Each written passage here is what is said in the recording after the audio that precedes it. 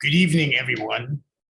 I am Harry Elam, the president of Occidental College, and it is my honor to welcome you to the 10th annual Stafford Ellison Wright Lecture.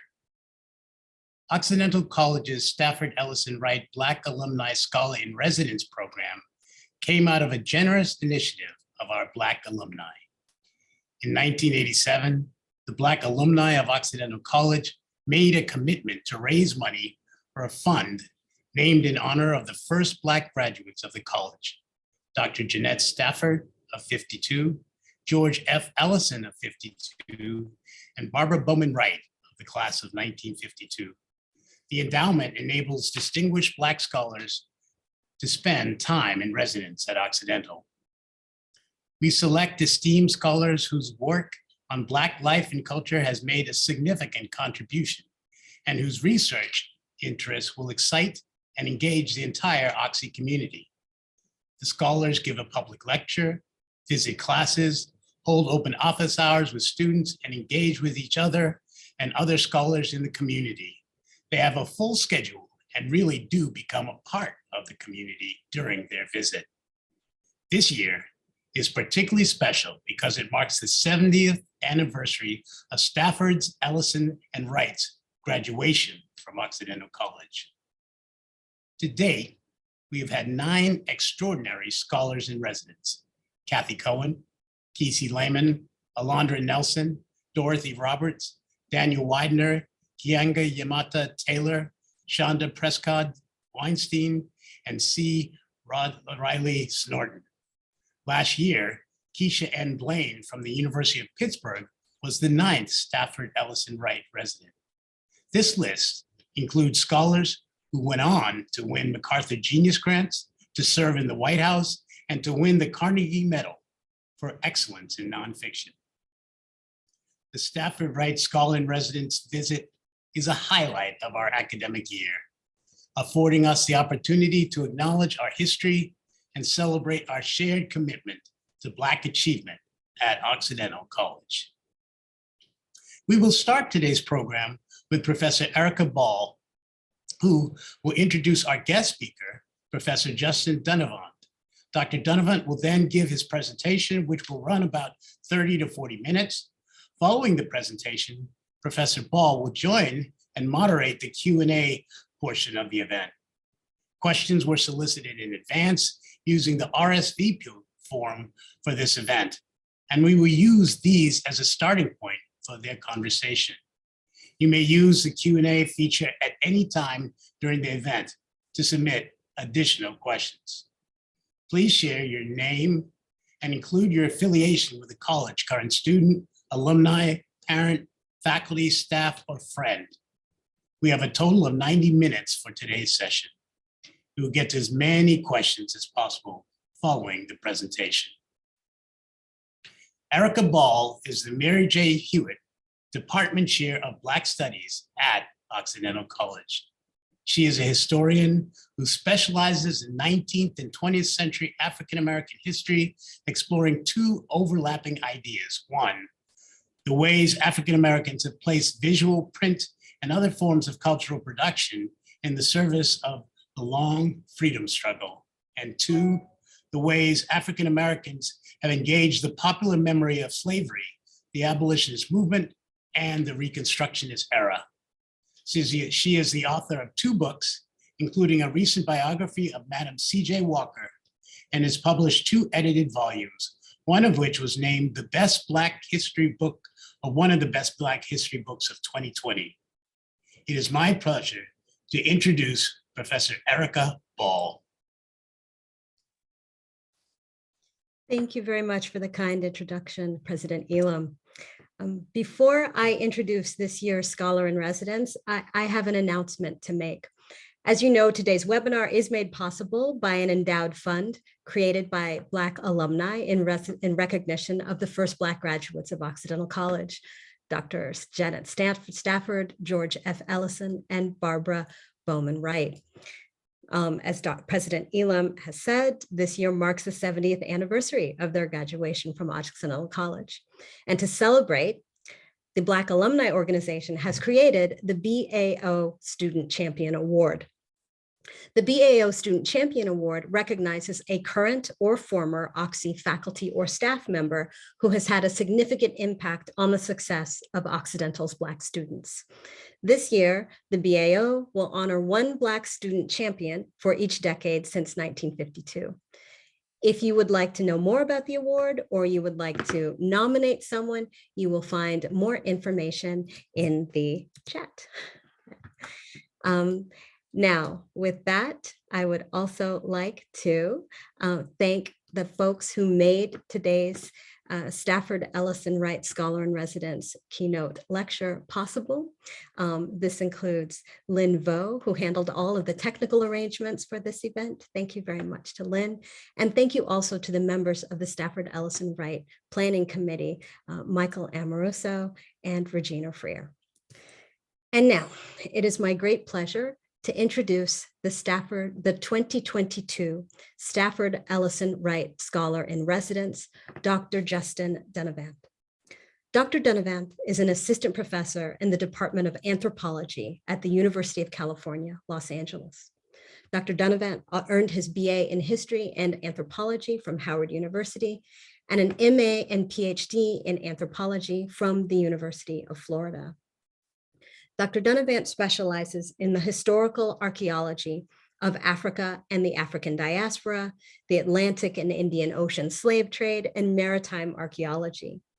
He has published numerous articles in venues as diverse as International Journal of Historical Archaeology, Nature, and American Antiquity. In addition to his many, many publications, Professor Dunnavant has also been the recipient of several prestigious awards. These include a Fulbright Award and fellowships from the Ford Foundation and the National Endowment for the Humanities. Most recently, Dr. Dunnavant was named an emerging explorer by the National Geographic Society. But these titles alone fail to capture the range and depth of his work and achievements. He is also the co-founder and president of the Society of Black Archaeologists. He is an archaeology and research consultant for the Smithsonian's National Museum of African American History and Culture. He is an AAUS scientific scuba diver and a regular participant in Diving with a Purpose's Maritime Archaeology Training Program. And he brings all of these skills to bear on his research into the lives and experiences of Africans and their descendants across generations of captivity in the Americas. Dr. Dunnavant has searched for and excavated the underwater wrecks of slave ships, and he has conducted archaeological research around the world in the Virgin Islands, Belize, Jamaica, Ethiopia, Tanzania, Mozambique, the Gambia. You may perhaps have seen him on television programs such as National Geographic or Netflix's Explained. We've reflected on the history of slavery. We've read about the history of slavery. But through his research, Dr. Dunnavant is able to uncover the past and connect us with our forebears in entirely new ways. In no uncertain terms, he demonstrates the power, significance, and enduring importance of Black studies. It is an honor and a privilege to have him with us as our 2022 Stafford Ellison Wright Scholar in Residence. So on behalf of the Black Studies Department, the Black Alumni Organization, and the entire Occidental community, it is my great pleasure to say welcome to Dr. Justin Dunnavant. Thank you. Thank you, Dr. Ball, for that introduction. Thank you, President Elam, as well, and for everybody who's been instrumental in making this event possible and for inviting me to be Scholar in Residence. I might come back in the future just for that introduction alone. I think it does more than enough justice in terms of what I've been trying to do, but I hope I can live up to the name and to the titles.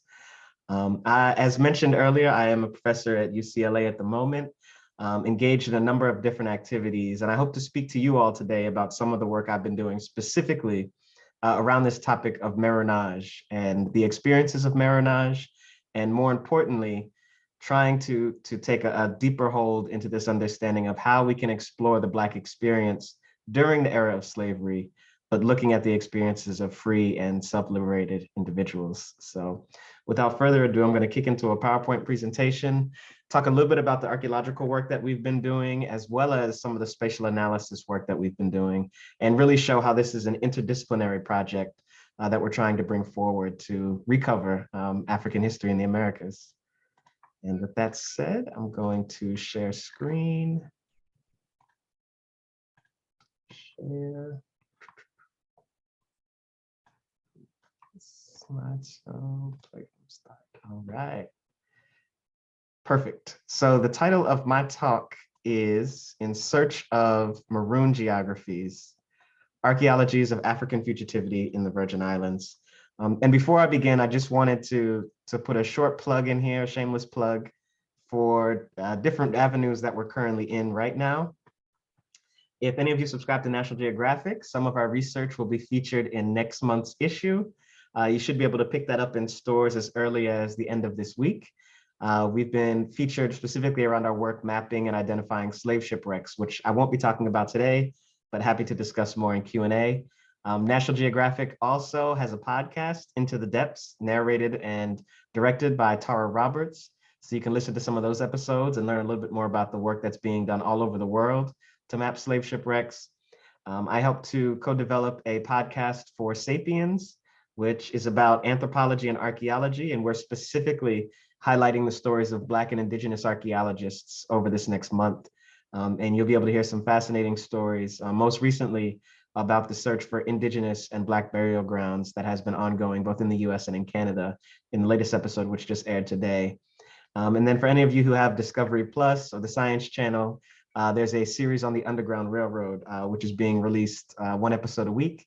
And you'll see some of our work there that we've been doing in terms of discussing the narrative of Robert Smalls, who was a self-liberated African as well during the Civil War and went on to work on behalf of the Union Army. So plenty of narratives. It's Black History Month, so we have no shortage of information and ideas to get forward. And we hope that this just serves as the beginning of what will be a lifelong inquiry into world history. With that said, I wanted to start this conversation with a visual.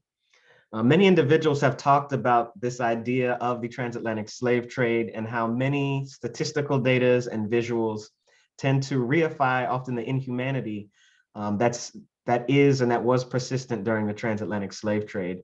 I find this visual particularly telling because it shows the scale at which the transatlantic slave trade occurred throughout the Atlantic. All of these dots are different voyages on slave ships. They all have numbers and data attached to each of them. The Slave Voyages database, which is accessible to the public online, allows you to go in and actually get more information about each of these voyages and talks about the scope and scale at which this occurred. Again, we're often talking about the aspects of slavery and the transportation of enslaved Africans from the continent to the Americas. Although the narrative is much more complex, as there are many different voyages that occur amongst the Americas and throughout the Caribbean. And there are voyages, as I will talk about a little bit later, of maroon communities or self-liberated Africans that transcend not just the plantation, but transcend islands themselves. I often stop this visualization at 1803, 1808, so that you all can see just the scale of the slave trade at the time that the British abolished the transatlantic slave trade.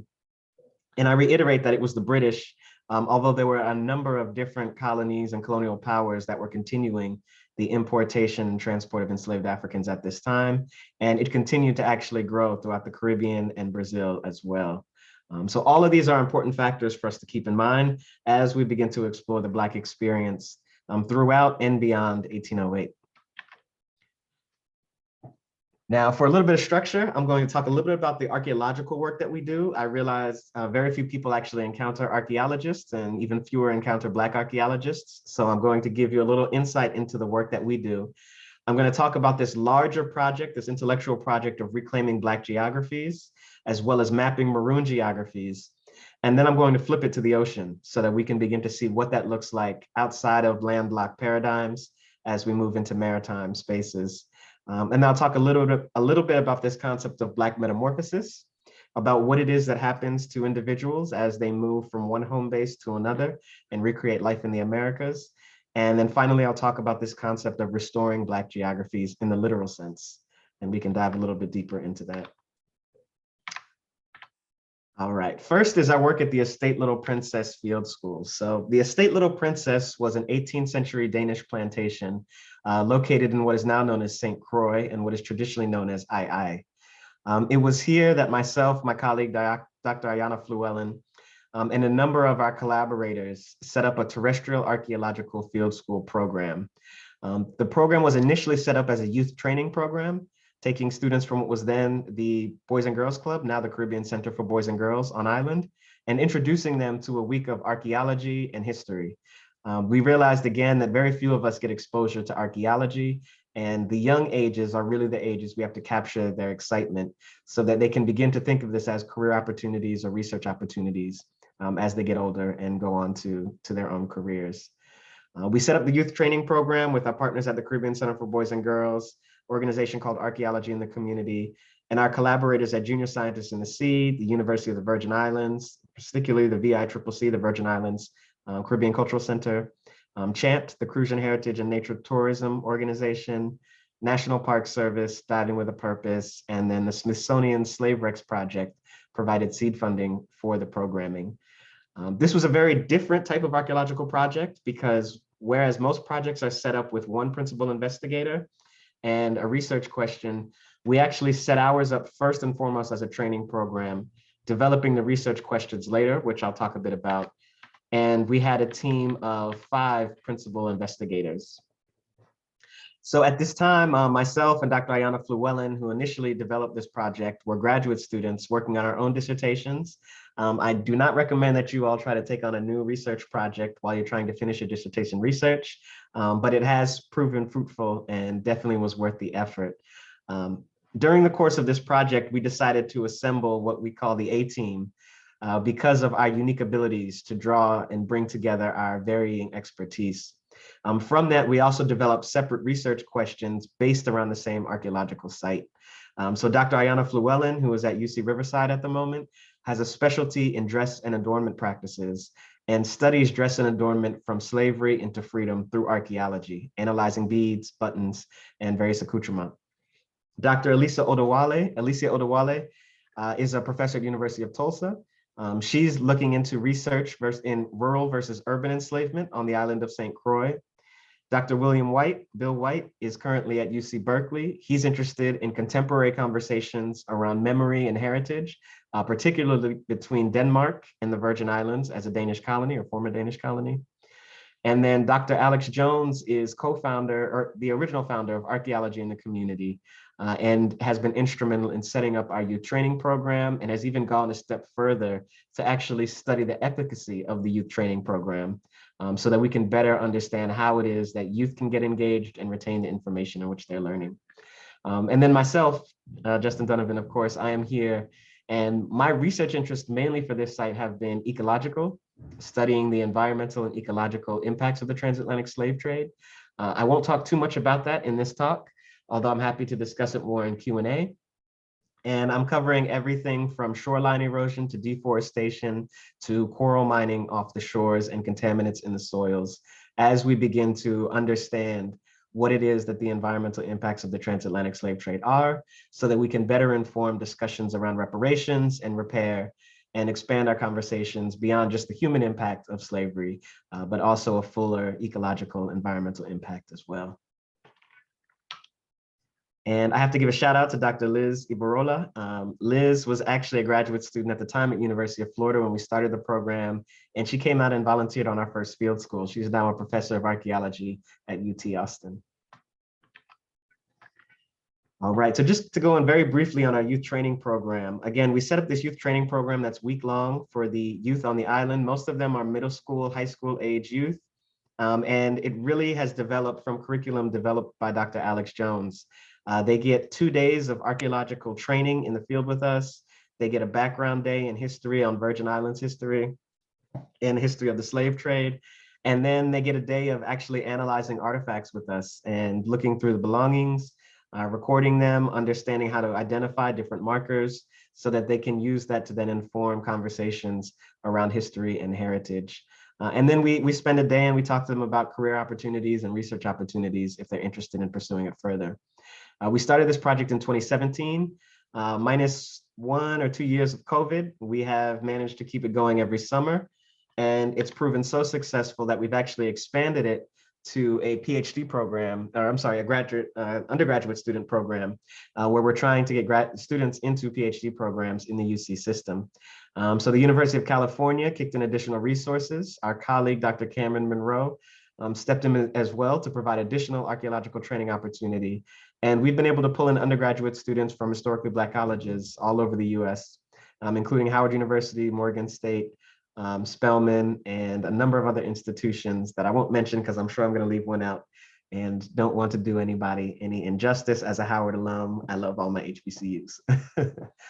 From this program, we really set it up in part because we understood that HBCUs don't have consistent archaeology programs anymore. And in order for students to be competitive for graduate programs in archaeology, they have to get field experience. So this provides students from various backgrounds, academic backgrounds, the opportunity to learn archaeology, and then if they're interested, to apply to archaeology graduate school programs. I can talk a little bit more about the program as well in the future, if there's interested. We extend the training beyond students and actually train ourselves as well. We realize we still have a lot to learn in terms of artifact analysis and interpretive techniques, and technology is changing so rapidly that technologies that weren't available 5 years ago are now allowing us to provide new insights into Black history. So we're excited about that as well. Again, all of this work is done in an attempt to reclaim a Black geography. And I mean that in the literal sense of oftentimes we're presented with maps, we're presented with stories of landscapes and histories and peoples, but oftentimes the full story of the Black experience is not told. And that effort requires a literal recovery, whether it's through archaeological work or through other means, which I'll explore in a bit. This right here is an image of the estate Little Princess, where we currently work, from the late 1800s, early 1900s. And it is here that you see what are now wage laborers working on a plantation, continuing to produce the same sugar that was produced during slavery. The estate Little Princess was lived in and the home for many Africans who were once enslaved and then later served as free wage laborers or low wage laborers. And they made life on St. Croix, coming from many different islands, in some cases coming directly from the African continent. And it's from those experiences we're trying to get at what Toni Morrison calls the inner lives of Black folk, and trying to dig deeper into what their life would have been like. Most of our excavations at this site have actually centered around the cabin area where many of them would have lived. And when we first came to the site in 2016, a lot of this area was largely abandoned and overgrown. The Great House was preserved, as well as what was then known as the hospital site and the rum production factory. And the Great House actually serves as the headquarters for the Nature Conservancy on island. So on the one hand, while there's this directive to conserve the natural heritage, the cultural heritage was left to continue to be victim to overgrowth. At the same time, we realized this was a unique opportunity to tell a much deeper and richer history about people who lived and work in this place. And we've been focusing our excavations here for the last 4 years now. Most of our excavations have actually been both within the foundations of housing structures, as well as between housing structures. And the idea was that we wanted to get a better understanding of how it is that people were using both inside the house as a live space, as well as the in-between spaces. Many of these cabins are roughly 3 meters by 3 meters, which means that an entire family would have lived in one of these 3 meter square units. So really that's only enough space for sleeping. A lot of the living, a lot of the cooking, a lot of the day-to-day life actually happened outside the house. And it's from excavations around there, we're able to find various accoutrements and various aspects of daily life. Perhaps most importantly now, as we're still continuing to do some analysis, has been evidence of bedrock modification that we've located in and around these quarters. And initially we were perplexed by this idea of bedrock modification. For those of you who don't know what bedrock modification is, the bedrock for the island is mostly limestone, and indigenous people, Taínos specifically, and other groups would actually burrow into the bedrock so that they could affix poles for housing. And so that led us to understand that what we're looking at is a formerly enslaved community that is built on top of likely an indigenous community. From there, it caused us to ask more serious questions about the relationship between Black geographies and Indigenous geographies, as well as the colonial plantation system. Oftentimes, when we think of Caribbean history, we're often taught that colonial European groups came in, they occupied these places, either killed or kicked out all of the indigenous people, and then haphazardly went to work to build their plantations. In reality, it's more likely that they intentionally kicked out or murdered these people and then took over and used indigenous infrastructure to build these plantations.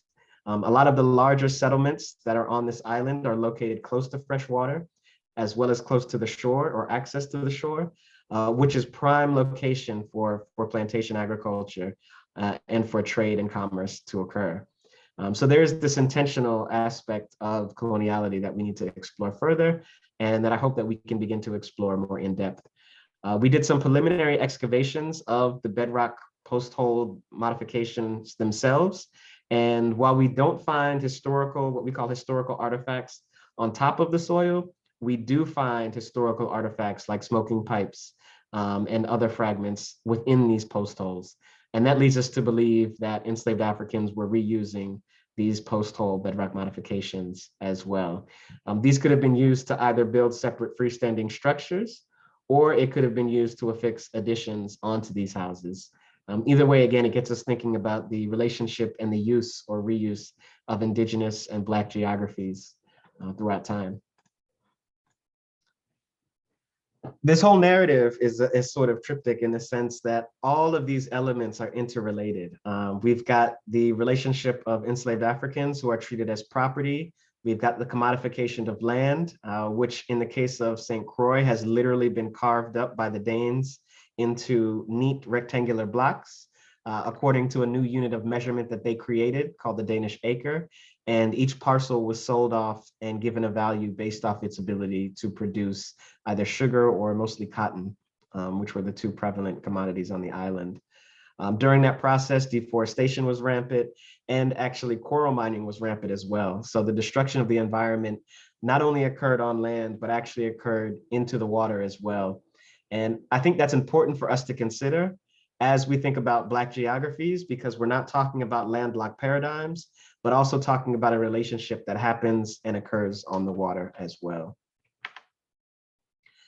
A lot of this work is informed by the research that's been coming out of Black geographies and the critical thinking done by many great scholars. I won't go into detail about their theoretical inquiries, but I will say that, yeah, definitely heavily influenced by people like Catherine McKittrick, Clyde Woods, Tiffany King, and others who've been working in the space of Black geographies.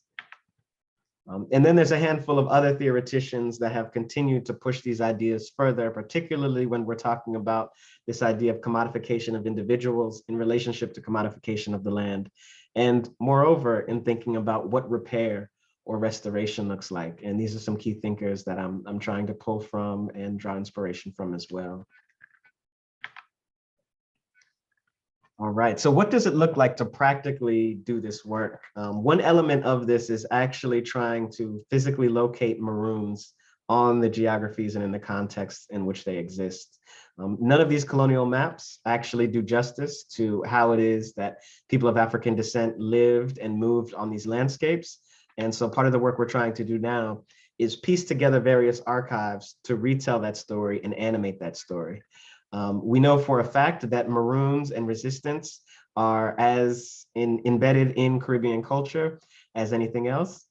St. Croix and the Virgin Islands specifically had some of the earliest rebellions in the Caribbean.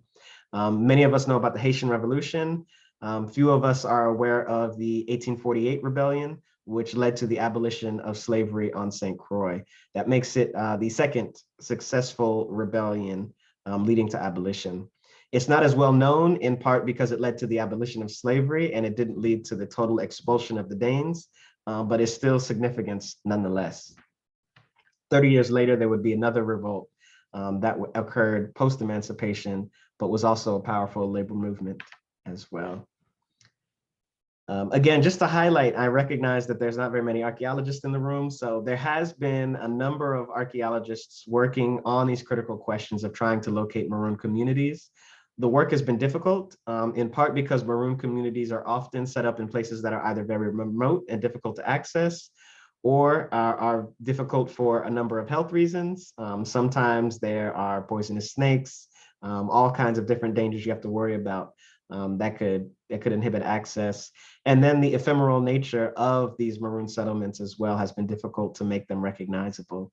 But individuals like Terry White, Dr. Kofi Agorsa, and Daniel Sayers have done fascinating work from Virginia to Florida to Jamaica and beyond. And I think it's important to note that there is this continued idea and this continued search looking for Maroon communities and settlements. All right, so what does this look like in context in the Virgin Islands? This is an old colonial Danish map of St. Croix. And it's interesting because in this map, again, they have parsed out all of these parcels of land, but there's one area that hasn't been fully mapped out, and it's known as unoccupied ground or labeled unoccupied ground. This unoccupied ground is actually an area that is now known as Maroon Ridge and the neighboring area of Maroon Bay, because there was a known Maroon settlement in this area. The Danish records account their inability to access this site. There were attempts. They would frequently do attempted Maroon raids on smaller settlements or smaller areas, but the main area where Maroons had settled was inaccessible. There's accounts of Maroons actually booby trapping the entrances to their settlements as well, so that people could not access it, and many individuals escaping plantations and making their way to these settlements. We don't know the full scale and scope of the settlement. We also don't know the growth and the history of the settlement, but it's just fascinating to think that there was an entire community that would have lived for decades, if not a century, autonomous in the mountains of what is now known as St. Croix. This work has really informed a number of different research angles into the process, particularly when using digital humanities, which is a growing area now in academia, as many of you may know. There was an early study in 2008 that actually tried to locate the potential best suitable area for the Maroon settlement in the Virgin Islands, using data from around that period to try to study elevation and proximity to colonial buildings, or in this case, isolation, to get at possible locations of the settlement. And then there are individuals like Vincent Brown who have done great DH work in terms of locating Maroon or Maroon movement, in this case in Jamaica, during Tacky's revolt. Continuing this tradition, myself, my colleagues, Dr. Steve Warnke and Lauren Kohut have actually taken it a step further to try to find more in-depth definition to this idea of where this Maroon community would have been located. So we procured two historical maps of St. Croix, one from 1750 and one from 1799. These images don't do it justice, but these are very high resolution scanned maps, and you can get in very close to where these locations are. We then went on and digitized all of the historic windmills, the historic structures, the historic roads, and other colonial buildings, as well as the major cities, and procured LiDAR data, which is high resolution satellite imagery from NOAA. And we put them all together, to put this in layman's terms, and developed a model based off of a series of affordances and various variables that we thought would be critical to establishing a Maroon community. We mapped everything from fresh water to roads to colonial structures. We then set up a model that uses an algorithm which provides proximity or distance from the great houses and colonial structures, distance from the roads, and access to fresh water, to then provide us with a model of where the most likely Maroon settlements would have been. But to build off of that 2008 study and to incorporate some of the thinking from Vincent Brown's work, we actually wanted to make it a dynamic model. So what we did is we took the 1750 map and we took the 1799 map, and we're able to put them together to show how it is that the viable locations for a Maroon community would have changed based on the expansion of plantation slavery in St. Croix specifically. From that work, we can literally quantify and say it was about a 90% reduction in the likely areas in which this Maroon settlement could have been located as the plantation agricultural system continued to develop over that 49-year period. that gives us some real numbers to begin to explore the critical question of what would have happened to this maroon community as the ability for it to grow continued to shrink, and they likely got confined to smaller and smaller areas, which turns us to the sea and away from the landlocked paradigms in which we're often taught to think. Where many people would have stopped at that point, this opened up a new opportunity for me to think critically about how it was that free and enslaved Africans were moving, living with, and operating on the water. So I took it a step further and tried to see if there was some way we could map activity on the water. And that brought me back to NOAA, back to oceans, and actually retrieving publicly available ocean current data. From that, I used what is called a message in a bottle API, which allows you to simulate where an object would go if you dropped it in the water and let it drift for a set number of days. I put it in at different times of the year and tested different models and found that there are 3 major locations where individuals would naturally go if they were just set to drift in the ocean from that point of Maroon Ridge or Maroon Bay. During September, August, July, they would have been going to the northeastern region of Puerto Rico. During the other months, they would have largely been going to Vieques or the eastern coast of Puerto Rico. And during April, May, and June, they would have arrived likely in southern Puerto Rico. This is critical to know as well, because we do have evidence in the archival record of increasing activity known as maritime maroonage, or individuals that are escaping this island and going on waterways to these different areas. Some people were fashioning their own canoes. And actually in the early 1700s, the Danish government actually mandated that they cut down all of the trees large enough to be made into canoes, because so many enslaved Africans were making their own canoes and leaving St. Thomas. We also know that there are records of individuals stowing away on ships, as well as individuals commandeering, stealing, and actually taking over boats themselves and navigating to other areas. They enacted a number of maritime policies, including policies around boat registrations, mandating that you're not allowed to leave your oars on the boat if they are stowed away at night, all sorts of regulations that had to occur as a result of this maritime maroonage. Again, this in and of itself is an area where many people could stop and think. I started thinking more theoretically and critically as well about why it is the ocean becomes the space of maroonage, and what it means that the ocean was never able to be fully commodified, and how that allows for this sort of ontological change from people to become free to enslaved, and then again from enslaved into free.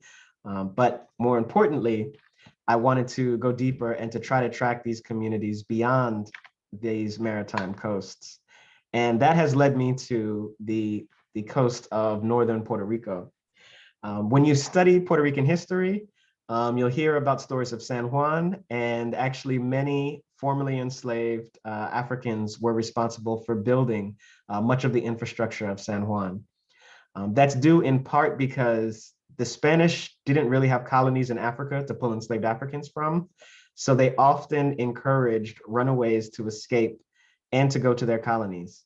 This happened in Florida, where they encouraged enslaved Africans from Georgia and other areas to flee to Florida. It occurred in Colombia as well as in Puerto Rico. They would say if you worked a set number of years for the Spanish crown, converted to Catholicism, they would give them freedom and a parcel of land. Of course, the land was not deemed the most ideal. Many of them settled in an area what is now known as Louisa. And that area became home to, and is home to, one of the largest concentrations of people of African descent in Puerto Rico today. Many of them trace their roots back to Maroons, not only from the Virgin Islands, but from other neighboring islands, as well as locally from Puerto Rico as well. This community subsisted off of coconuts, as well as mining charcoal and mangroves as well. And there's a whole ecological system that developed from that, an ecological relationship that has garnered further research for those that are interested in that topic. There's also a short video I did for Hulu that actually explores Louisa today and talks a little bit more about what that community looks like. I'm going to spare you all the video, but if you're interested, you can Google it and look it up on YouTube as well. Another element to this work that I just wanted to throw out there, I've been experimenting with this idea of art practice that goes hand in hand with the actual archival and research practice. And this really stems from, in many ways, one, my interest in visual arts, but also taking critically Saidiya Hartman's call for critical fabulation and this idea of trying to think beyond the limits of an archive.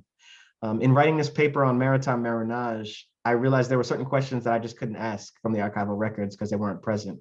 And rather than stopping at that point, I decided to engage in an art practice that would force me to ask critical questions, such as, what time of day were these people fleeing the island? Who else was on the water? What would they have carried with them? What would the boats have looked like? How would they have been navigating? All of these critical questions. And in the process of making this art practice, I then used it to inform the way in which I wrote the academic paper. This image I actually modeled after the fog warning by Winslow Homer. And part of it was because of this theory that he was trying to elaborate on and get at in his work, where the argument was that the fishermen in the picture had been successful, but the hardest task of the day, the return to the main ship, was still ahead of him. And for many of these Maroons, I feel like the hardest task of the day was still ahead. And that was to make new life in Puerto Rico. And from there to begin to think about, what does a life of freedom look like? All right, we're about 30 minutes in, got a couple more things to touch on. All right, this concept of Black metamorphosis.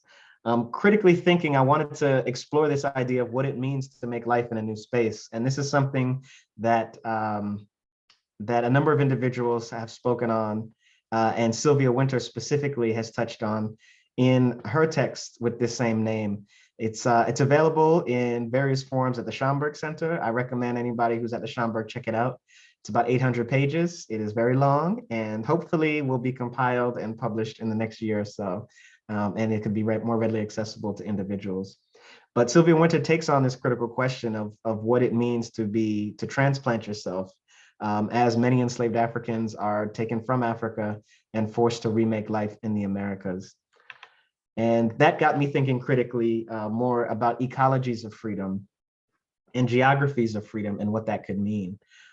It's been said that St. Croix has the largest concentration of baobabs in the Western Hemisphere.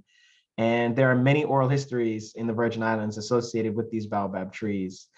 So they become cultural markers. Some of these natural heritage sites are also significant cultural heritage sites, and therefore imbued with certain memory and meaning making as well. We also see this in Maroon communities, such as in Accompong, Jamaica, with the Kinda tree. And then we see it throughout the African continent, where significant trees are associated with sacred groves or with established communities. The transplantation or retransplantation of these trees in the Caribbean also serves similar means. In the Virgin Islands as well, tamarind trees are known to demarcate burial sites during slavery. And so they provide us with key insights, but also provide this notion of a sacred space that is maintained through the natural environment as well. So one of our students actually took some data that was publicly collected from a nonprofit organization that created this Big Trees database, mapped it onto a landscape, and then we began to ask critical questions around, can we use this data to potentially locate enslaved burial sites, as well as ways in which, again, African people are making life in this new space. This allows us to then create a counter map or another mapping practice, which looks very different from that colonial map I showed you earlier with the neatly carved lines for Danish colonialism. More importantly, there's a number of these trees that are interacted with today on a daily basis. Some of them have spiritual meaning, others have more aesthetic meaning as well. And I've been working with Dr. Chinzira Kahina Davis, who I will be in conversation with actually tomorrow to work with her students to talk a bit more about some of the work that we can do around collecting oral histories around these trees and about mapping these trees so that we can begin to, again, show this relationship with how the natural environment is intricately connected to the cultural environment. And then finally, I just wanted to leave you all with another point of consideration, and that is, how do we actively restore these Black geographies? I didn't go too in-depth into it here in this talk, but again, a lot of my work is rooted around this understanding of trying to understand the ecological and environmental impacts of the transatlantic slave trade, And while I think it's a valuable effort that we are actually able to mark that and to quantify it and to understand the scale at which it occurred, it's equally as important for us to arrive at solutions to try to repair our natural environments and our relationships to those environments. And so me and my colleagues work very closely with an organization called Diving with a Purpose, as well as the Coral Restoration Foundation. And usually before our field schools, we actually go out to Florida to assist with coral outplanting, as well as cleaning coral trees and assisting with this idea of repropagating these coral reefs so that we can begin to resustain these reefs. Again, this is critically important for the work that we do because we know many of the colonial structures in the Virgin Islands are made from reefs. A lot of those reefs have been damaged to a scale that we're still not familiar with. And with increasing climate change and environmental issues, we are seeing massive reef die-offs today. And many of these reefs sustain much of our marine populations and actually absorb a lot of carbon dioxide that's in the air. So we need to begin to think critically about not only our relationship to the natural environment, but our ability to also contribute to sustaining it as well, and to train our younger scholars and younger academics to not only think about identifying these issues, but actively making a step towards possibly remediating them. With all that information, I'm going to leave you with that and hopefully open it up for Q&A, and we can talk a bit more about what this could all mean.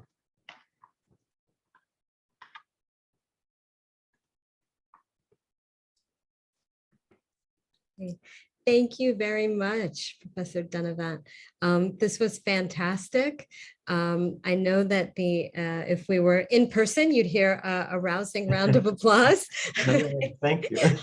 But this is the webinar format. And at this point, what I would like to invite everyone to do is to please drop any questions that you may have into the Q&A box, which is down at the bottom right-hand corner of your screen. Or if you would like, you may also use the chat feature at the bottom of your screen. So please go ahead. We'll give folks a few minutes to begin queuing up these questions, okay? While we wait for folks to begin doing that, I'd like to start with a question for you, Professor Dunnavant.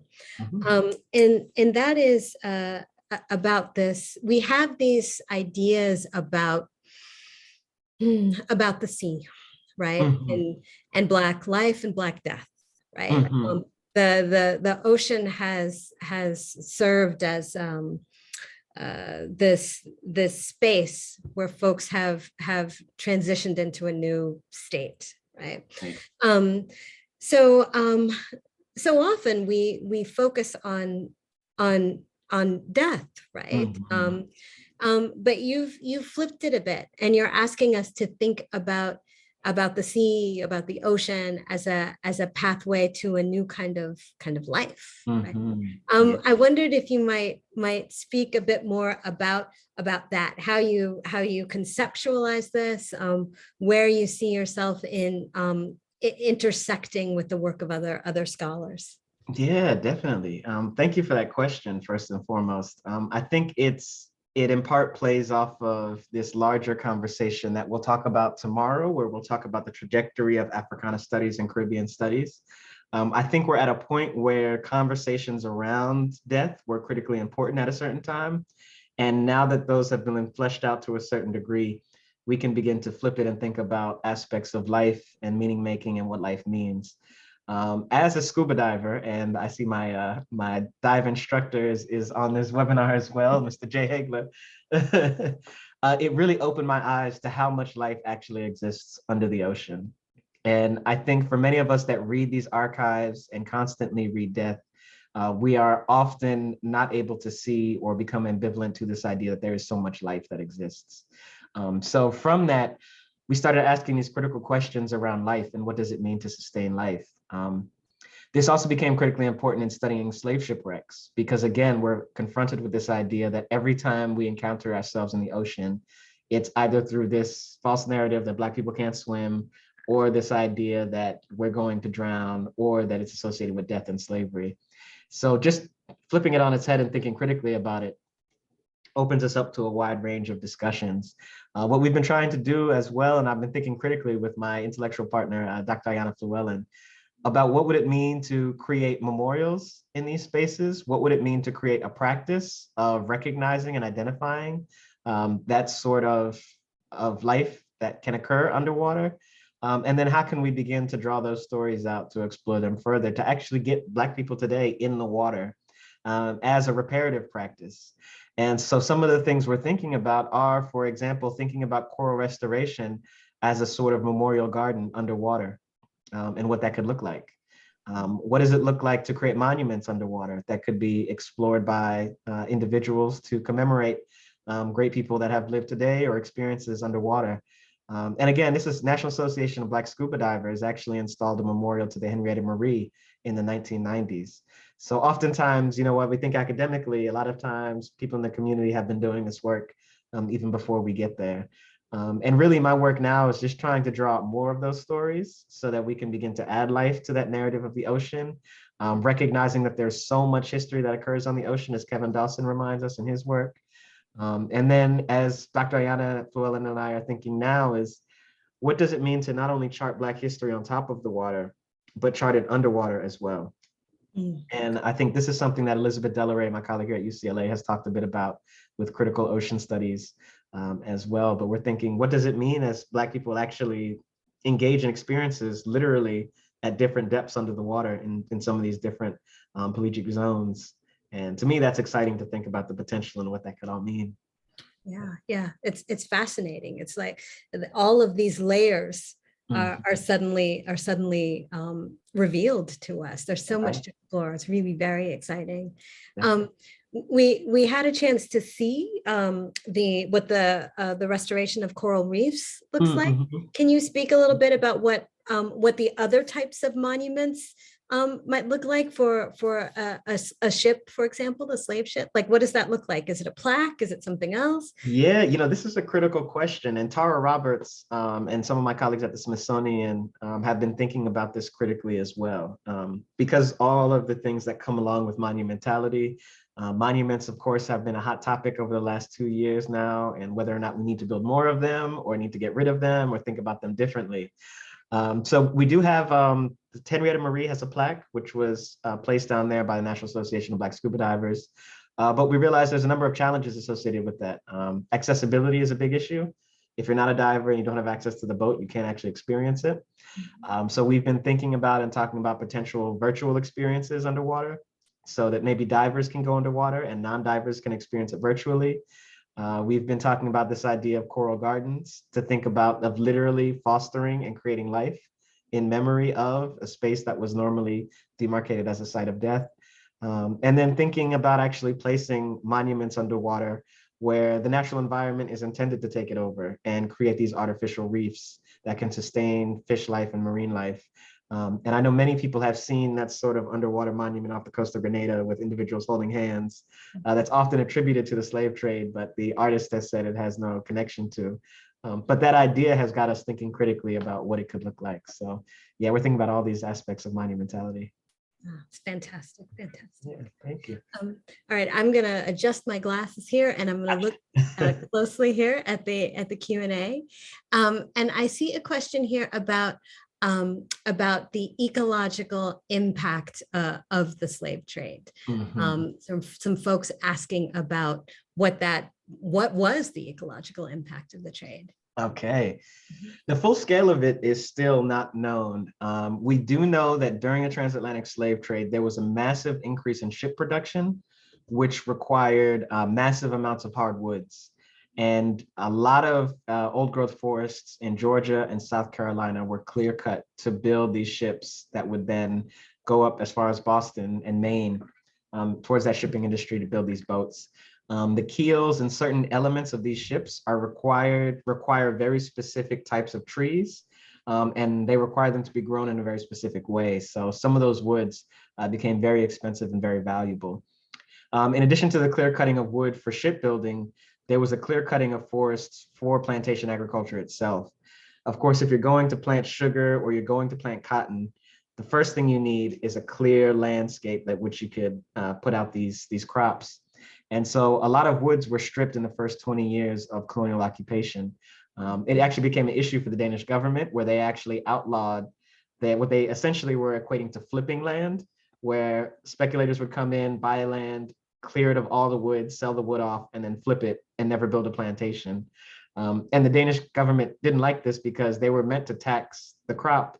And because nobody was growing anything, they couldn't tax it, so they didn't get the revenue from it. It's a whole crazy economic system that goes into that whole piece. Wow. The other elements of it are actually looking at coral mining that occurred off the coast of the Caribbean. We know that those coral mining and damaging of reefs can lead to increased wave turbidity, which can lead to increased shoreline erosion, not to mention the death of these coral as well, which are living organisms. And then another element, which we just started to explore on our last trip down to the Virgin Islands in December, is, we often talk about contaminations and damage to the land, contaminations and damage to the water over time. But air quality is something else that we're starting to think critically about in terms of slavery. And we haven't really thought of a way to get at historic air quality, but there is a possibility to recreate the environment, to begin to study what the air quality would have been like for individuals actually working in these rum production factories. So we know that deforestation, a lot of these rum production factories were actually continuing to operate off of burning hardwoods. That shifted then to charcoal and then other types of coal. When all of that became exhausted or became too expensive, they shifted to bagasse, or burnt sugarcane, essentially, spent sugarcane. And so what we're thinking now is that if we can create a study, an experiment to burn these different types of woods, coal, and charcoal, and then burn bagasse and begin to catch those contaminants in those parts per millions, and actually understand what it is that enslaved Africans would have been essentially breathing in and the respiratory situations that could have led to for individuals working at those plantations. So some exciting research to come in. Of course, that's outside of archaeology, but it's fascinating. I mean, and it reminds us of like what we can do if we're doing interdisciplinary, transdisciplinary research, if we make 100%. These connections across disciplinary boundaries. We actually have another question about ecology and the environment, but it's not about the past, it's about the present. And someone is asking about how climate change is if you have seen climate change impacting or affecting your research in any way. Are you feeling it out in the field? Definitely. Yeah, I mean, climate change is a persistent issue. And I was just listening to an interview with Dr. Ayanna Johnson, and she stopped calling them natural disasters and just calls them disasters at this point because they're less and less natural. I think one of the clearest signs of climate change has been the increased damage that's been caused by hurricanes in the Caribbean specifically. We were working in the Virgin Islands prior to Hurricanes Irma and Maria, during, soon after, and then today, and realizing that the damage caused by these hurricanes has greatly increased by the clear cutting of these forests, leaving many of these structures exposed, many people's houses exposed. And at the end, on the inverse of that, we see that some of the sites, the historic sites that are most protected, are the ones that were left to be overgrown, which in some cases causes us to rethink this idea of neglect and really see it more as a site of protection potentially. The other element to this is that we're often, again, think of the land-based notions of these hurricanes, but they often have the ability to shift feet of sand underwater. That can open up new sites that are potentially revealed to us in terms of shipwrecks. It can also cover up other sites as well. So as these hurricanes continue to increase, we have to begin to reassess sort of offshore surveys as well to see if there's cultural heritage sites underwater that we're potentially missing. And then, of course, all the other issues with climate change in terms of the ways in which shoreline erosion is caused by sea level rise, is causing sites to erode into the ocean. In some cases, there's indigenous burial sites that are literally eroding into the ocean, and heritage professionals are having to collect bones on the beach and to do mitigating practices. So all of these elements are coming into play as a result of climate change. Oh my goodness. Mm-hmm. Speaking of indigenous peoples, we have a question about the history of the relationship between the Taino and enslaved Africans.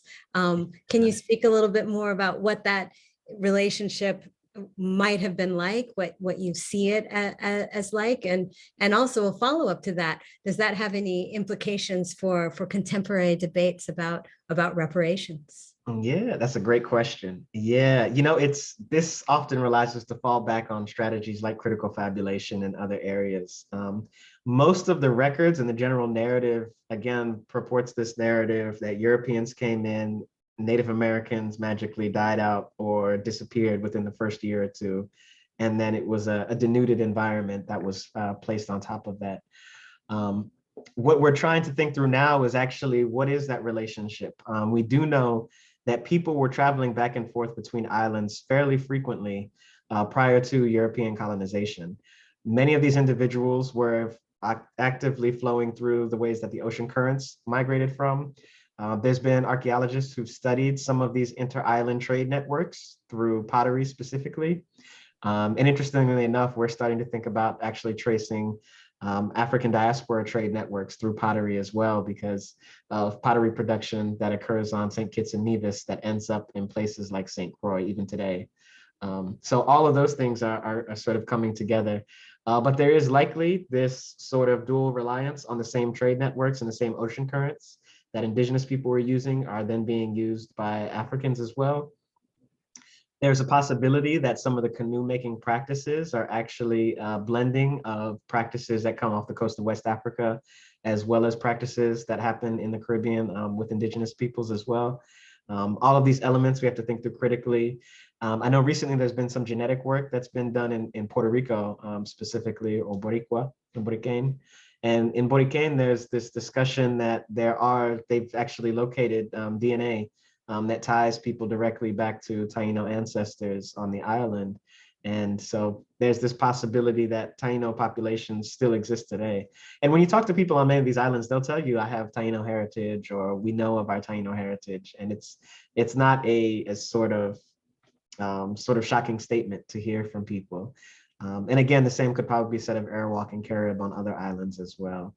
So all those elements sort of come into play. And I think the way we're going to get at it is through knowledge systems and potentially thinking about ways in which knowledge systems transcended these groups and these populations. Just to put one last point into that, I believe it was Dominica continued to have indigenous people living on it up until the late 1800s. It wasn't even formally occupied by European colonies. So there are elements where these communities are still living, and likely they were coming from many different islands and settling in places like Dominica. So it's important to keep in mind. Thank you very much. Yeah.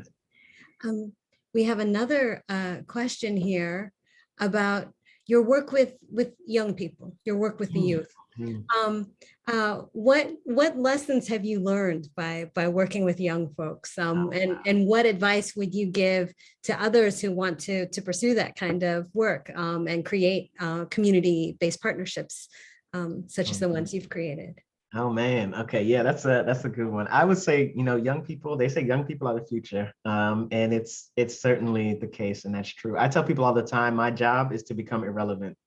So we have made it a point now, every archaeology project we do has a training component involved in it, as well as a media component, because we think it's important that everybody's aware of, or as many people as possible are aware of what we're doing and how we're doing it.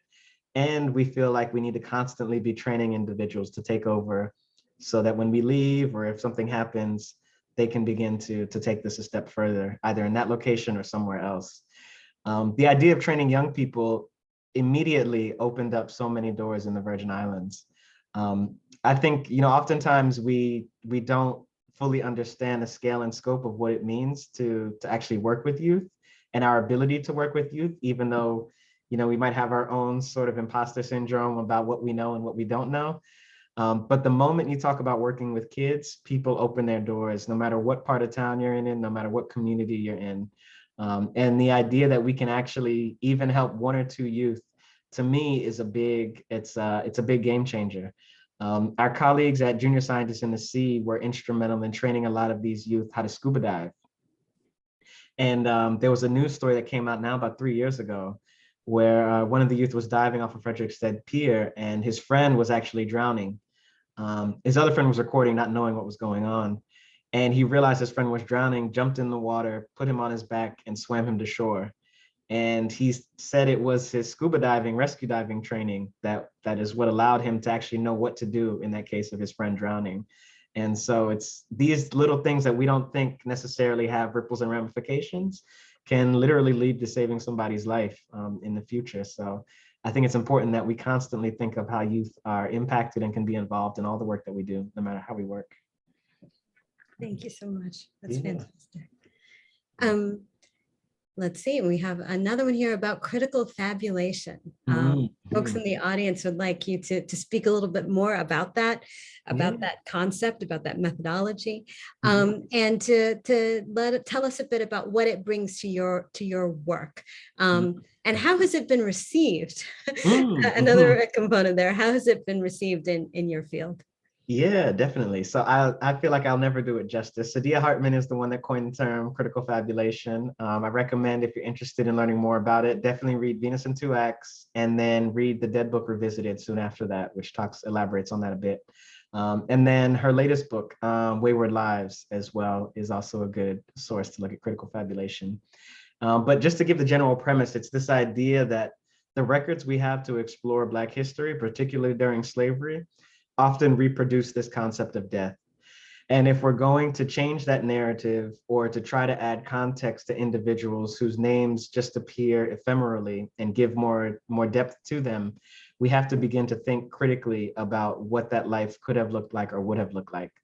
And that critical fabulation is not a sort of fictionalization of what occurred, but it's actually a pulling together of many different resources of knowledge that we know and knowledge that we believe to hold, and then assuming or making sort of abstractions around what that particular life would have been like based off of the sort of amalgamation of other people's lives in similar situations. That's the best way I can kind of frame it. With that said, for me, critical fabulation and that concept opened up so many doors. When I was writing this paper called Have Confidence in the Sea, I had read that work, and then I was on this binge where I was on YouTube every night watching a different Black artist on YouTube, and just getting their story, their narrative, from Augusta Savage to Romare Bearden and others, and started reading texts by these Black artists. And a lot of the work they were trying to do was literally piece together elements of Black life in a way that wasn't readily available. And I drew heavily inspired by Romare Bearden, who was using collage to literally piece together elements of Black life. And for me, that opened up a whole new idea of art practice as a space of critical thinking. And that's something I've been trying to implement, not just in my own work now, but also in the university when I teach. So right now I'm teaching a Black and Indigenous research methods class at UCLA. 20 graduate students in there and a few grad students sitting in from other universities. And we're exploring some of these concepts. And for their final project, I'm telling them you can expand your idea of what project looks like. It could be an artistic piece, it could be a podcast, it could be anything you can think of. And it can get at these ideas of critical fabulation. But it requires that same level of critical inquiry that you would put in if you were writing your academic paper and doing that work. And I think all those pieces coming together allows us to think beyond what is the archive, and literally to create new archives, because as we create these artistic pieces, it allows somebody else to use it as a referential point to ask new and insightful questions around theory and method. With all that said, the reception, I usually ask for permission on the end, and I don't tell people fully what I'm doing until I do it, and there's layers to it. So when I wrote Have Confidence in the Sea and I did that artistic piece, I didn't tell the editors what I was doing. I wrote the article got approved. As it was going through final clearance, I asked if they could put this image as just another figure at the front of the article. And they agreed graciously and put it in there. And it's only now I'm actually writing a piece for the Institute of Contemporary Art in Miami, where I'm actually putting down in writing what it was I was doing as an artistic practice. So yeah, that's kind of where it's at right now. Fantastic. You're giving me ideas for courses and like it's let's see, we have I think we have time for one or two more questions. So let me see what we've got here. Okay, so there's a new film out on Hulu on the Clotilda. But it does not seem to make visible, and this is a question from Professor Charlotte Fett, it does Yeah. not seem to make visible the Black scuba divers who are doing and have been doing this work for so long. Do you have any comments on the representational politics of this film? Yeah, where are the Black scuba divers? Yeah, I'm not going to get myself in trouble. So I will say that was largely a logistical issue. We were actually supposed to be there for the filming of that in different capacities and elements, but because of COVID, a lot of things had to be pieced together in different ways that didn't allow for that. The excavations of that wreck were supposed to occur earlier, prior to the release of the film as well, which would have been incorporated into the film. But again, all of those logistics made things much more complicated. I had been going down to Africa Town prior to COVID, and actually during COVID as well. I did some archaeology down there. But it got to the point where there were literally members of the community who unfortunately were passing away because of COVID, and just deemed that it wasn't worth risking people's lives to do archaeological work down there because of that. So I will say there will likely be more videos coming out, more footage and more in-depth stories about the Clotilda as that archaeological work continues to happen, not just on the Clotilda, but also in the Africa Town community itself. And hopefully that's just a jumping off point where we can begin to talk more about free Black communities that existed soon after slavery ended in the Americas too. Thank you very much. Uh-huh. Thank you. And let's see. We have, can you speak more about the various layers of your methodologies and what you consider to be models for this kind of work? And this is especially in respect to the search for maroon communities, hidden. Yeah. Oh, wow. Yeah, I mean, again, the methodologies are things that I think we have to get creative in terms of developing. Part of the other work I'm trying to do as well in terms of methodology, and I hinted to it in my article, Have Confidence in the Sea, is drawing critically from fiction writing. So I drew critically from Edward Glissant and his work, The Fourth Century, and trying to think through what this idea of a fourth century means and what a fourth century could look like if we applied it to archaeology. The work that we're doing now with restoration and identifying environmental issues and restoring them. My colleague, Dr. Ayana Flewell, and I are writing an article about an archaeology of redress, which would potentially put forward this idea of how it works in St. Croix, with the idea that it could be applied in other contexts, and it might look like planting trees in other areas or preserving mangroves in other areas. And it's going to be site specific and unique in all those cases. Those are just some of the methodological sort of things that we're trying to get at. Again, it's a lot of it's experimentation. And we realize with the experimentation, some things work, some things don't necessarily work as well. But we're hoping that all of it will begin to tie in to begin to paint this bigger picture. And more importantly, what I tell people, a critical element of Black studies that often gets overlooked or underrated is this idea that as we do Black studies in the way that it should be done, we are literally redefining how these fields and these disciplines are working and operating. The idea that an archaeologist would then be tasked with doing coral restoration is a foreign concept in the field of archaeology itself. But as we've been working with Diving with a Purpose and seeing what they've been doing and pairing archaeology with coral restoration, it becomes a no-brainer. And so I think as we begin to use these fields to address the questions we have, we'll begin to develop new methods that are meaningful. And I tell people Black studies is just one element of this. If we pull from Maori studies or our Kanaka Hawaiian colleagues, all of these elements will begin to open up new avenues for how it is that we can conduct research in a new way that will potentially benefit not just the record, but also people's lives themselves. Thank you so much. It's fantastic. Yeah. Thank you for letting me elaborate. And one last question. Yeah. Where are you diving next? Oh, the last question. Okay. Where next? Yes, so that is a critical question. So I, as you mentioned earlier, I'm a National Geographic Emerging Explorer. And when that title got named and they brought me into the National Geographic family, they asked me that very same question. What would you like to do? And I had never been asked the question before. If I had any project in the world, where would I go? I took a little bit of time to think about it and quickly settled on the next project, which I've already started making headway on. I currently have a graduate student who'll be doing that as part of her dissertation research.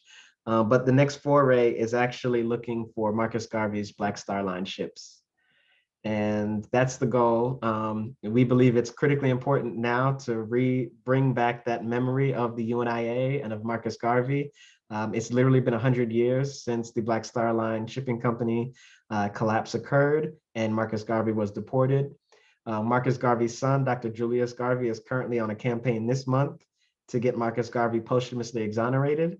And there's a lot of efforts that I think this could rekindle into the public memory, particularly at this moment in time, when we're talking about connections between America, the Caribbean, Africa, Central and South America, and it literally being the largest Black organization. So I'm hoping to, one, kick that off and start that work and that research. It's going to take us to places like Cuba and to New Jersey, which people don't often equate together, but we'll bring together. And I'm hoping to encourage more people to scuba dive. I want it to be a project that while we're looking for it, we're actively encouraging everyday people in the community to get certified and to assist with this process in any way that they can, in every capacity that they can. So to really be a community-based project in that sense. Fantastic. So you hear that, everyone? Get certified. Yes, please, please. All right. Well, thank you so much, Dr. Dunnavant. This has been a fantastic evening. I've really enjoyed hearing about all that you're doing and being in conversation with you. And again, I'd like to give a special thank you to everyone who made this event possible, the Black Alumni Organization, the members of the Stafford Ellison Wright Planning Committee, and Lynn Vo.